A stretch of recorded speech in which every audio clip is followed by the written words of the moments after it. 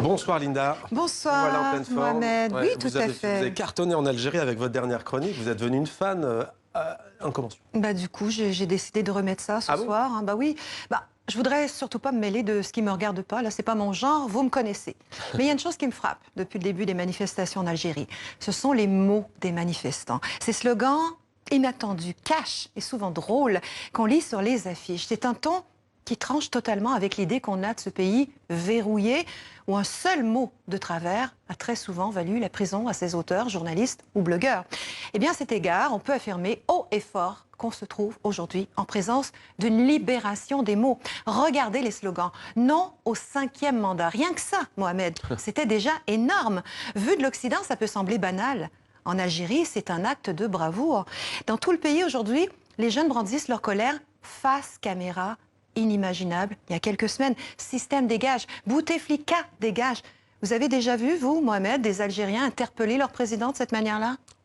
Hein? Pas souvent, c'est du jamais vu. Regardez celui-ci. Ce n'est pas un match de football, non aux prolongations. Ça, c'est bon. On dit que l'humour est une arme de résistance. Eh bien, le monde est en train de découvrir que les Algériens le pratiquent consciencieusement. Le pronostic vital de ce système est engagé. Autre slogan magnifique. Et puis un autre élément qui attire l'attention, c'est ce qu'on appelle les références à la culture de consommation globale. Les manifestants algériens s'amusent à détourner les marques. Regardez, vous êtes mal barré, votre système nuit gravement à notre santé.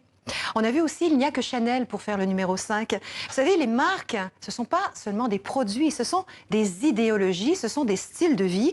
Et les jeunes Algériens, contrairement à leurs parents, sont nés dans cette pluralité de références. Autre différence avec leurs aînés, les jeunes Algériens sont connectés. Peuple connecté, système déconnecté. Sur leur pancarte, les marcheurs utilisent le jargon digital, sans doute pour ridiculiser le système et pour bien souligner les décennies-lumière qu'il y a entre eux et le pouvoir. Et puis, il y a les murs des villes qui, eux aussi, servent d'exutoire. Celui-là m'a particulièrement ému. Pour la première fois, j'ai pas envie de te quitter, mon Algérie. C'est la confidence d'une jeunesse qu'on pensait aigrie par le manque de perspectives, omnubilée par le départ vers l'Eldorado. Eh bien, cette jeunesse, nous dit l'universitaire Nassima Ouramoun, cette jeunesse nous montre aujourd'hui son attachement au devenir de la patrie. Pour preuve, la solidarité de la diaspora qui, elle aussi, exprime avec humour son ras-le-bol du système. On vous le dit, à la québécoise, décalissé, autrement dit, foutez le camp. Dégagé, décalissé. Décalissé. J'espère que je le dis. C'était l'humeur de Linda Giguère. Merci beaucoup pour cette chronique culture que l'on peut voir sur les réseaux sociaux, bien entendu, des deux côtés de la Méditerranée. L'humeur de Linda, je vous corrige. Hashtag l'humeur de Linda.